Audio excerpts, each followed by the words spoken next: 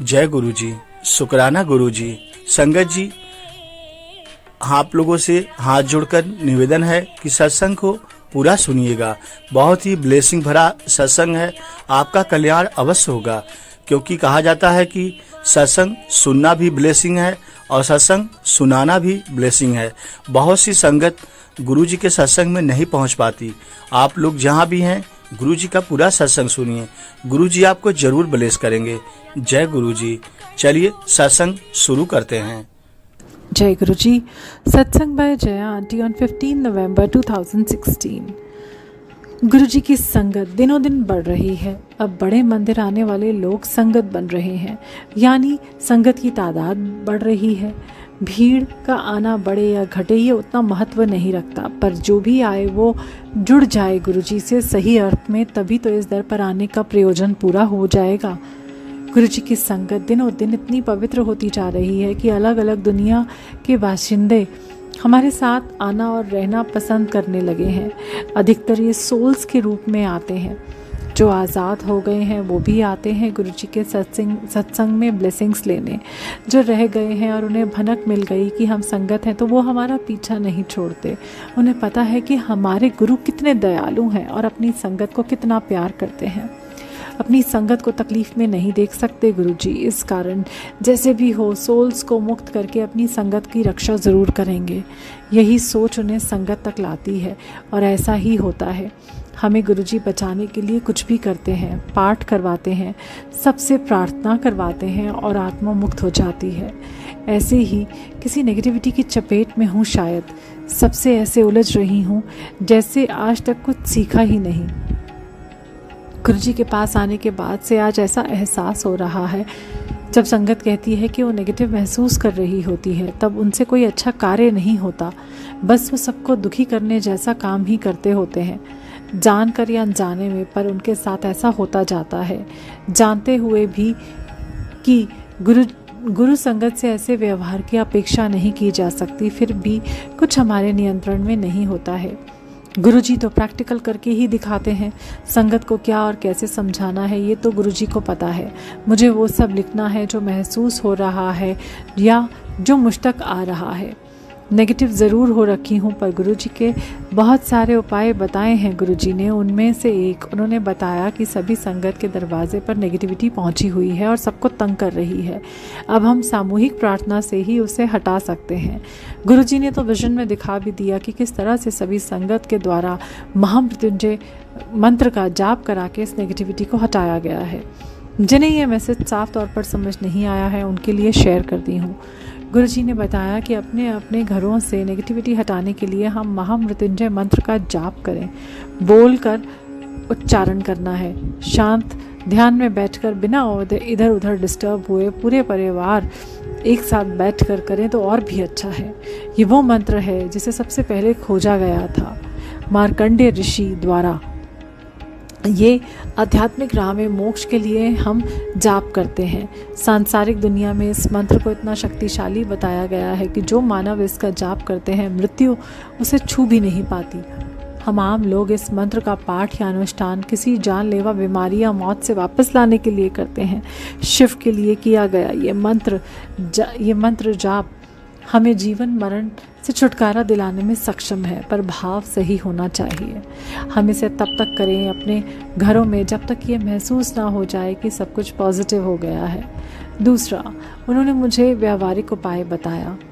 हमारे साथ जब भी कुछ गलत होता है, हम उसे लेकर बैठ जाते हैं और आने वाले समय में भी यही सोचते रहते हैं कि जो होगा गलत ही होगा। यानी हमने खुद ही सृष्टि को बार बार बताया कि हमारे साथ गलत ही होगा, और फिर सृष्टि हमारी सोच को जामा पहना देती है।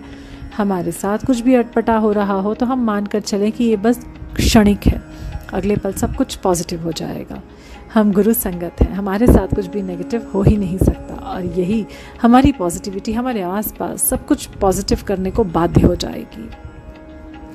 एक उदाहरण देखें कि यदि हम अपनी सोच में ये सुबह से लेकर चल रहे हैं कि आज तो मैं बहुत नेगेटिव हूँ, कोई ना कोई तो मुझसे उलझेगा ही। अब ऐसी सोच हमने इतनी बार अपने अंदर लेकर आए कि ये एनर्जी के रूप में वाइब्रेशंस बनकर हमारे किसी आने वाले को पकड़ लेती है। आने वाले ने कभी सोचा भी नहीं होगा कि वो हमसे उलझ पड़ेगा, पर हमने उसे ऐसा सोचने और ऐसे एक्शन करने पर बाध्य कर दिया और परिणाम हम उलझ ही पड़े। सब कुछ हमारी सोचने की क्षमता पर निर्भर है। जैसी सोच वैसा ही हम महसूस करने लगते हैं और फिर वैसा ही एक्शन हमसे होता जाता है। सब कुछ पहले स्टेज यानी हमारी सोच से ही तो शुरू होता है। इस कारण गुरुजी हमेशा कहते हैं कि अपनी सोच को शुद्ध रखें, हम पवित्र रखें। हम यही सोच तो हमारे कर्म बनाती है। सब कुछ इतना ऑटोमेटिक होता जाता है कि हम जान भी नहीं पाते कि कब हम एक अलग ही पर्सनालिटी में बदल गए हैं। ये बदलाव यानी एक पॉजिटिव सोच वाले इंसान में भी हो सकता है, या तो हम एक नेगेटिव यानी हमेशा मीन मेघ निकालने वाले इंसान में बदल सकते हैं। अपनी सोच सही रखने के लिए गुरुजी ने कई उपाय बताए हैं। ये सत्संग सुनना, गुरुजी की महिमा सुनना, लंगर सेवा, सभी हम पॉजिटिव बनने के लिए ही तो करते हैं। हम जब भी ऐसे माहौल में होते हैं, हमारे आसपास वालों की पॉजिटिव सोच वाली ऊर्जा भी हम तक पहुंचती रहती है और हमारी सोच पॉजिटिव हो जाती है। सुबह उठने के बाद 1-2 घंटे तक हम जिस तरह से ऊर्जा को ग्रहण करते हैं, वही ऊर्जा हमारे पूरे दिन को तय करती है। यदि सुबह ही हम अपनी सोच के ब्लोटिंग पेपर को पॉजिटिव सोच से सैचुरेट यानी भर दें, अब दिन भर कितनी भी तरह की बातें और सुनने को देखने को मिले, हम ज़्यादा कुछ ग्रहण ही नहीं कर पाएंगे और सुबह वाली सोच हमारी दिनचर्या पर भारी पड़ेगी। यही एक वजह है कि हम संगत को गुरुजी ने इशारा दिया कि हम टीवी या अखबार से दूर हो जाएं। सुबह उठते ही जब टीवी से सारे नेगेटिव समाचार मिलने लगते हैं कि यहाँ ये हुआ, वहाँ वो गलत हुआ, हम उसी तरह की सोच से भर जाते हैं और दिन भर कितनी भी पूजा पाठ कर लें, हमें पॉजिटिव होने में समय लग जाता है। संगत भी ये कर सकती है, अपनी सुबह पॉजिटिव ऊर्जा भरने के बाद ही टीवी या समाचार पत्र पढ़ सकती है। अपनी नियमित दिनचर्या में ये छोटा सा बदलाव हमारे लिए बहुत बड़ी ब्लेसिंग साबित हो सकता है।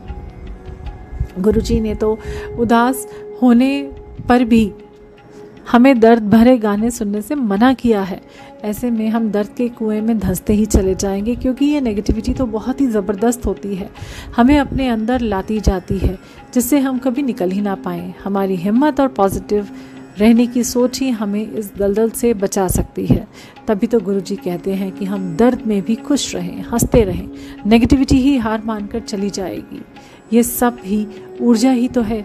जहाँ जैसी ऊर्जा को ग्रहण करने के लिए कोई तैयार है, वैसी ही ऊर्जा उसे मिलेगी। यदि हम खुश रह रहे हैं, चाहे हालात कैसे भी हों, तो हम तक नेगेटिविटी ज़्यादा देर तक नहीं पहुँच पाएगी। उसे अपना रास्ता बदलना ही होगा। संगत अक्सर कहती है कि हम ऐसे विपरीत हालात में कैसे खुश हो सकते हैं। यहाँ ये समझ लेना बहुत ज़रूरी है कि खुश रहना किसी हालात या वक्त के ऊपर कभी भी निर्भर नहीं करता है।